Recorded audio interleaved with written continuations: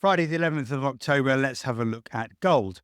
So we're in a good bull trend in gold. We've known that for a very long time. We've pushed higher. We've had a bit of a retracement lately. Let's have a look at that in the short term, see what's going on and figure out what we can expect going into next week. So we had a really good support level at around the 25, 30, 25, 25 area this week. It worked initially. We had a good bounce off there. We made some money on that trade. Then the market broke down severely. I'll just zoom in there. You can see the 23.6% fib is there. You're going to wonder why I took it at this low. Don't worry, I can't explain that to you right now. That is the important level, and it certainly did work this week. I also had this trend line going back to the last week of September. So that combined with the fib level and the moving averages, the 100 hour and the 500 hour. So that's making this area even more relevant than it was at the beginning of the week. When we broke down, we actually didn't get down to my lower target. The buyers came in a little bit earlier than I expected. I don't see this as a particular support level down at 26.03, but we have moved higher from there.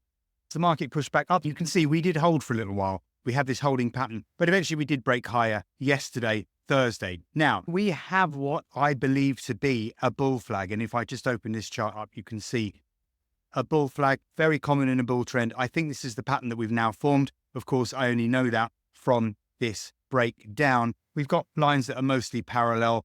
So we've got the upper trend line at around 26.50, 26.55. We will need to break above that to trigger the completion of the bull flag, and that will be a buy signal. On the downside, of course, we do have support around 25.95, 25.90. We may never get there. It depends if we reject the resistance or not. But in the middle, we still have support around the 26.28, 26.23 level. That will be the support level for today. It's the trend line. It's the fib area. It's now the confluence of 100 and 500 period moving averages on the 1 hour chart. So I'm taking this from the 1 hour chart. There's not enough information on the 4 hour chart really for me to base a trade off it. And of course, the daily chart is too long term for me to analyze the bull flag that I have here. Of course, the moving averages have flatlined and they are converging. That's what happens when markets trade sideways. So that's not a particular surprise. It's what you would expect in a bull flag. So now it's really just a case of, do we break above the upper trend line? I think we will eventually, because that will confirm that it is a bull flag. Break above 26.55 would be the buy signal for me.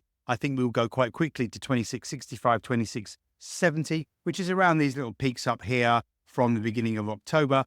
And I think it's very likely indeed that we will eventually, probably sooner rather than later, retest that all-time high at 26.80, 26.85. There is double top risk there. If we fail to break above it, I will be watching the daily chart in case we have a very negative candle, for example, like a bearish engulfing candle that would indicate to me that a double top is forming. But I think there is a very low risk of that happening. I think that we'll probably break above 26.85 for a buy signal. I don't know when, but that's what I'm watching for.